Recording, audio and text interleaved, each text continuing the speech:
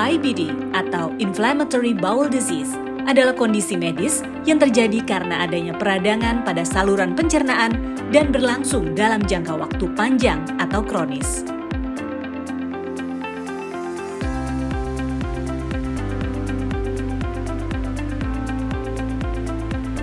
IBD dibagi menjadi dua jenis yang umum ditemui, yaitu kolitis ulceratif dan penyakit Crohn. Pada penyakit Crohn, peradangan dapat terjadi pada setiap bagian pencernaan, mulai dari mulut hingga anus. Peradangan bersifat transmural atau menyerang setiap lapisan usus. Luka pada penyakit Crohn bersifat tidak merata atau skip lesion. Komplikasi yang dapat terjadi meliputi fistula, striktur, abses. Fistula yakni terbentuknya suatu saluran yang tidak normal, striktur atau penyempitan saluran akibat jaringan parut. Abses yaitu suatu kumpulan nanah akibat infeksi. Sementara itu, untuk kolitis ulceratif, peradangan atau inflamasi terjadi di rektum dan usus besar. Peradangan ini hanya terjadi di mukosa dan bersifat terus-menerus atau berkelanjutan. Komplikasi yang dapat terjadi meliputi megakolon toksik, perforasi, atau menyebabkan luka hingga timbul lubang pada usus, kanker kolon. IBD dapat memunculkan gejala yang bervariasi untuk setiap individu. Gejala IBD dapat berubah sepanjang waktu dan keparahan gejalanya dapat berkisar dari derajat ringan hingga berat.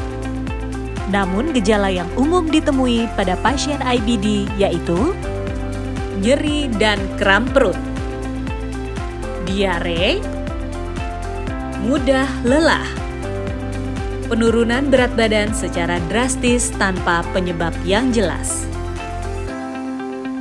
demam, buang air besar berdarah. IBD ditandai dengan periode kronis peradangan berulang yang terdiri dari fase remisi atau membaik dan flare yang berarti kambuh. Berikut mari kita saksikan kisah salah seorang pejuang IBD. Halo, nama saya Sri Ayu, umur saya 32 tahun. Saya adalah pejuang penyakit radang usus IBD jenis kolitis ulceratif. Di tahun 2016, saya mengalami sariawan yang tidak wajar.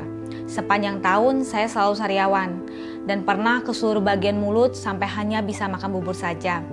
Jadi, saya berkonsultasi ke beberapa dokter, ke dokter mulut, THT, dan juga autoimun. Saya pernah cek ANA profile dan hasilnya baik-baik saja. Hingga awal tahun 2019, saya tiba-tiba BAB berdarah. Sebelumnya, saya juga pernah sakit perut tengah malam saat tidur nyenyak. Sakit perut melilit hingga mau pingsan. Kaki dan tangan lemes tidak bisa bergerak. Akhirnya saya konsultasi ke dokter gastroenterologi. Dokter menyampaikan kemungkinan kolitis ulceratif dan disarankan untuk kolonoskopi. Saat itu saya kira tidak terlalu parah, sakitnya baru kali ini saja. Karena prosesnya cukup rumit, saya tidak jadi kolonoskopi. Dokter meresepkan obat minum selama 2 minggu dan melihat prosesnya. Tapi belum sampai 2 minggu saya sakit perut melilit lagi, kaki dan tangan kesemutan, tidak bisa bergerak. Dokter kembali menyarankan kolonoskopi. Akhirnya saya kolonoskopi dan terdiagnosis kolitis ulceratif. Waktu itu saya belum bisa terima dan mencari second opinion. Saudara saya merekomendasikan ke dokter di Singapura. Di sana saya didiagnosis juga kolitis ulceratif. Setelah berkonsultasi beberapa kali, karena terkendala biaya, saya tidak berkonsultasi lagi di Singapura. Tapi saya tetap minum obat yang diresepkan dan tidak putus obat sama sekali. Setelah didiagnosis kolitis ulceratif pada tahun 2019, saya masih tidak merubah pola hidup dan pola makan saya.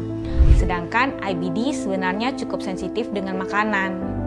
Terkadang sakit perut sebentar, tapi tidak begitu mengganggu aktivitas. Jadi saya pikir ya udahlah, kalau sakit minum obat aja.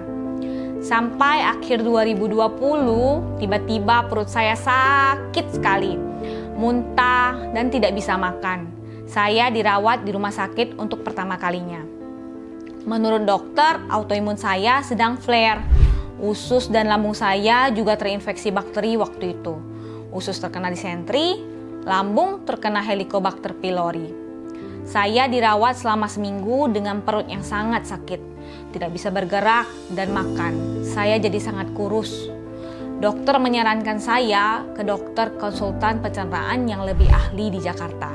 Dengan dokter di Jakarta, saya kembali di kolonoskopi karena usus saya sudah parah dan sangat hancur saat itu. Saya diberi pengobatan obat suntik karena menurut dokter saya sudah tidak bisa lagi diberikan obat minum. Di awal pengobatan, feses masih belum normal, perut masih sering sakit tapi tidak sampai melilit. Beberapa bulan setelah pengobatan, saya jadi jarang sakit perut lagi dan gejala lainnya pelan-pelan mulai membaik. Tapi saya tetap teruskan pengobatan hingga setahun karena melanjutkan pengobatan IBD sampai selesai untuk itu sangat penting. Setelah setahun pengobatan, kondisi saya sudah kembali normal. Feses bagus, tidak sering sakit perut, nafsu makan kembali normal, dan berat badan juga naik. Dengan catatan, harus jaga pola hidup, pola makan, tidak stres, dan tidak kecapean. Makanannya benar-benar dijaga, harus masak sendiri, tanpa penguat rasa, pengawet, dan sebagainya. Jika makan di luar, penting bagi saya untuk menanyakan dulu bahan-bahan apa yang ada di dalam makanan itu sebelum saya makan. Berjuang dengan IBD ini memang tidak mudah. Di tahun 2021 saya sempat down. Saya merasa hidup saya menyedihkan. Melihat hidup teman-teman di sosial media, mereka bisa makan apa saja dan beraktivitas seperti biasa. Sedangkan di usia saya yang baru 30 tahun saat itu, saya sakit dan tidak bisa beraktivitas. Saya mengasihani diri saya sendiri saat itu dan sering menangis. Akhirnya saya disarankan ke psikolog. Saat itu saya dianjurkan untuk mencari kegiatan yang lebih positif dan sementara berhenti melihat sosial media dan membandingkan hidup saya dengan orang lain. Kita juga harus merubah pola hidup yang lebih sehat. Awalnya memang berat, tapi setelah dijalani jadi terbiasa. Syukurnya saya mendapatkan terapi yang sesuai dan saya berkonsultasi dengan dokter yang tepat. Kendala yang saya rasakan adalah mengakses beberapa obat dari dokter yang tidak ada di Jambi. Jadi saya harus pesan di Jakarta. Untuk terapi IBD saat ini, saya disupport dengan program bantuan pasien dari PT Takeda Indonesia. Sehingga dari sisi finansial, saya mudah mengakses pengobatan IBD.